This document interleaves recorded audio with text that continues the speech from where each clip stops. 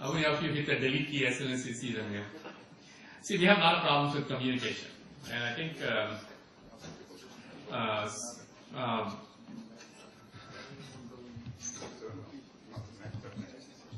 so this is Gopi here, our president of the Alumni Association. So one way you guys can help is just read your mails. Unfortunately, email remains our primary means of communication. We do have a very strong presence now in LinkedIn, Facebook, we do Twitter, we do all that, but it's still email that drives most of our communication. So, and we try to communicate quite regularly. There's a monthly newsletter that's sent out by the IITM97 Alumni Association. We are planning to send out a monthly newsletter from the Institute describing various Institute activities. So it's very important that A, you're registered in our database, and B, that you actually look at the mailings that you receive. How many of you are in a Yahoo group? Is there a 97 Yahoo group that's active?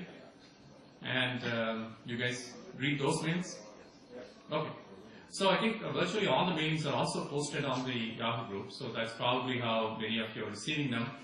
I think the Yahoo groups will continue, but later batches are, we are seeing fewer and fewer members in the Yahoo group. So there may come a time where we have to switch to something else. I don't know when that's going to happen, but Yahoo groups, unfortunately, seem to be becoming somewhat passe.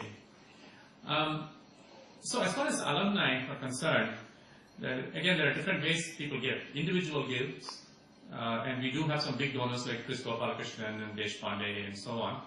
But we rely upon batches to provide funding for many of our major projects, just like the Center for Innovation.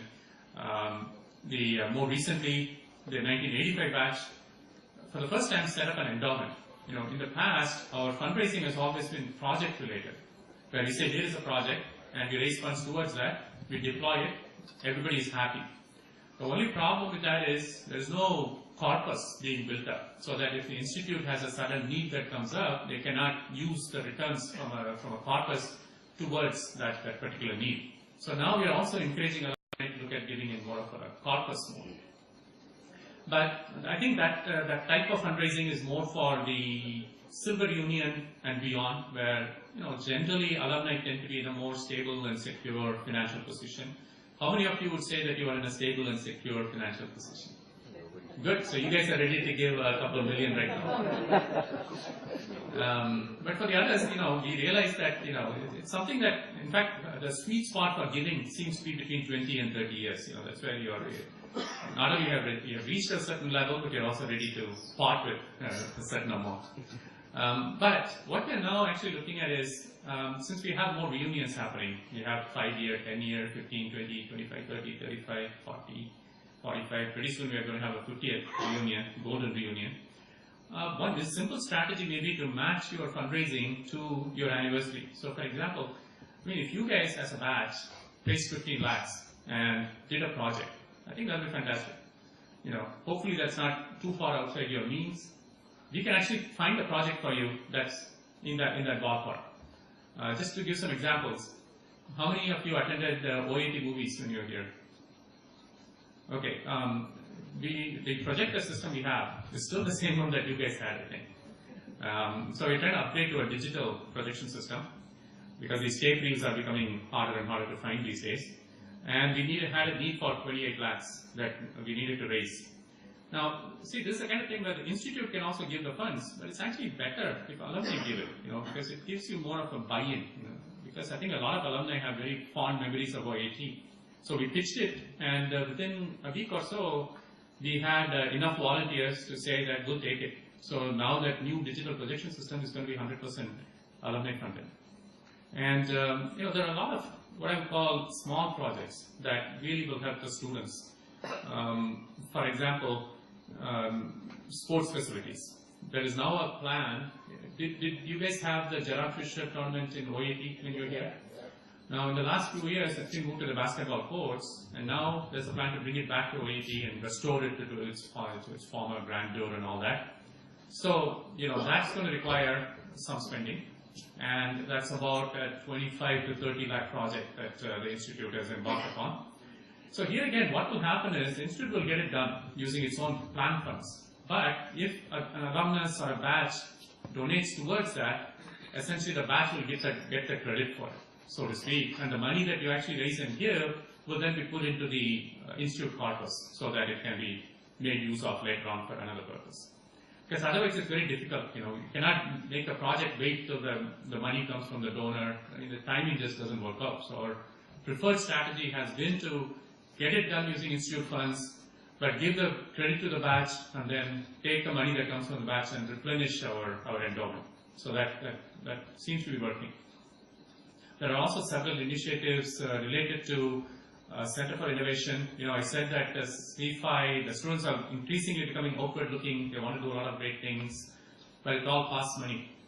And even though our batch funded the CFI setup, the 80 lakhs that we gave was only enough to set up the facility, and it does provide some ongoing recurring funds, but it's not going to be enough for student teams, for example, to go and participate in competitions or even go to exhibitions.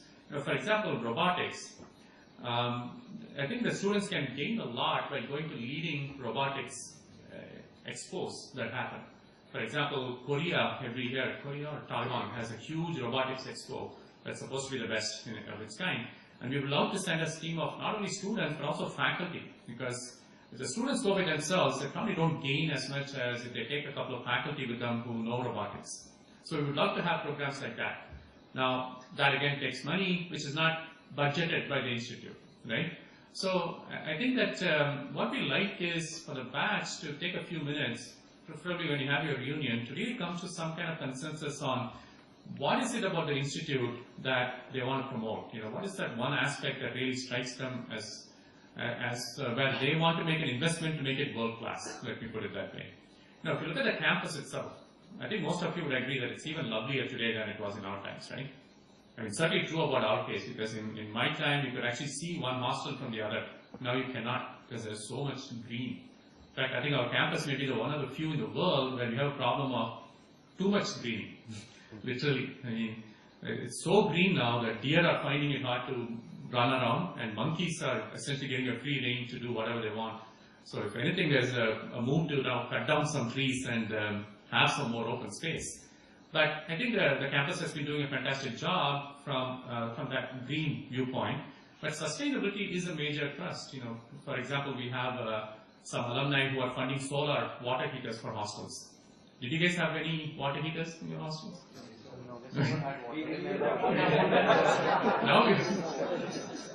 Now we have water, the students want water heaters, especially in December and January, I guess. So that's being funded. So now there is a move to look at alternative energy for various purposes on campus. Everything from lighting to heating to air conditioning. We can think of renewable energy and stuff like that. So again, that kind of thing is kind of fun for alumni to fund. Instead of, again, the institute can take care of most of these expenses. So to me, it's more of an opportunity for the alumni to put their name on something, rather than that the institute is desperate for money. I don't think we have ever been in that situation, but we also like at the same time to give alumni the scope or the chance to really imprint their name or their batch's name on some major project and be proud about it, right? So I assume that you all have good memories of the institute. Anybody here who says, I guess the fact that you guys came for the reunion indicates to me that you're a kind of a skewed population maybe. But, I think a large fraction of our students do leave the campus happy, particularly the undergraduates. I don't know about the PGs, but we are finding it very hard to connect to the PGs, not just your batch, but overall, one of our big problems is establishing links with our postgraduate students. And since they're a majority, we need to keep redoubling their effort. So, since you have taken away good memories and you realize that you've got great value for your money when you were here, I do think that you guys should think about giving back, but it's something that the batch should decide as a whole, how much, what project to fund. What we can do is put various options before you. It could be everything from infrastructural projects to things like research related. If you want to support student travel or faculty travel abroad for international collaborations, that's another option. Or it could be student amenities. If you want to modernize hostels, if you want to do something nice for student recreational areas or a student gym or the playing fields. There are so many different opportunities.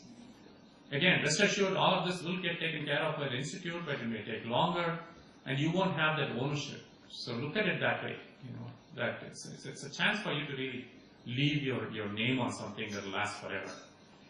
So let me stop with that, and I'll take a few questions, and then I'll ask Gopi to say a few words also. So anything you want to ask about the institute or what I've talked about, feel free. Yeah. Just had I'm just hearing, I don't know firsthand, but I'm hearing that the quality of education, especially in undergraduate, is going down compared to when we were around like 15 years back. Is there any truth to that, or truth to that? When you say quality of education, you're talking about the quality of the teaching or the quality of the students? The quality of the teaching, and I don't know about the students, but maybe the quality of teaching. Okay, I think there are a couple of issues. So one is what I mentioned, that the fact that we have so many young faculty now is a big positive in terms of research accomplishments and so on. But in terms of teaching, I think that it does take some time for these guys to come up to speed. I think in general we would say that senior faculty are better teachers than the more junior faculty, just because they have been doing it longer, if nothing else. So what we have done is, 4 years ago, we set up something called a Teaching Learning Center, TLC. It's actually located in one of the floors in the Central Library. It's intended to provide all kinds of aids for teachers to self-appraise themselves and improve their teaching methods. We have done this in collaboration with Texas A&M University, which has one of the world's leading teaching learning centers. And every year, we have about 35 to 40 faculty who go through this teaching learning center when the people from Texas A&M are here, but then the faculty who have been trained now can train others. So it quickly becomes a cascading effect. And in fact, now there is a requirement that all new hires, this year we took in about 30 new faculty, all of them were virtually required to go through TLC before they could